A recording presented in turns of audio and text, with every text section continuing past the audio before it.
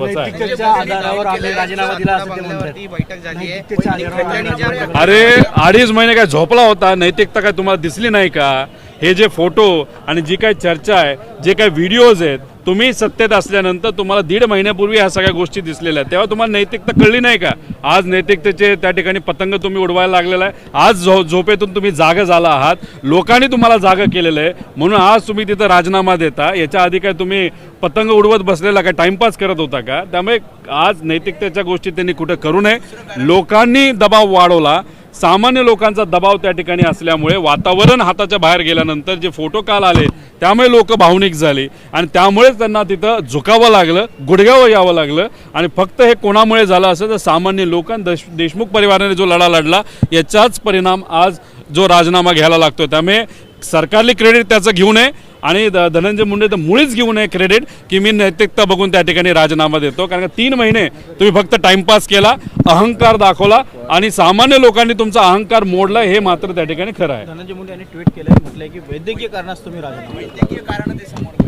हे बघा, आता त्यांनी कुठलेही कारणं दिली तरी लोकांना माहिती आहे की त्यांना राजीनामा का द्यावा लागला। लोकांच्या लढ्यासमोर त्यांना तिथं गुडघे टेकावेच लागले।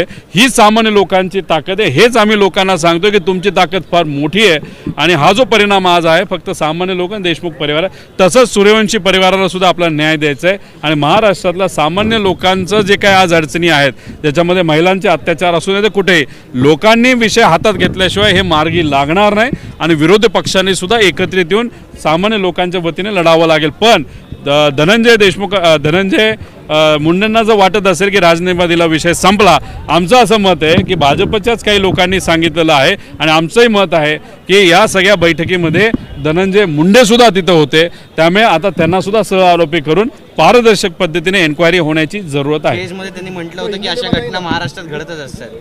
आता विषय एवढा आहे की त्यांना अहंकार येत आहे की प्रत्येक जिल्ह्यामध्ये अशा घटना घडत असतात।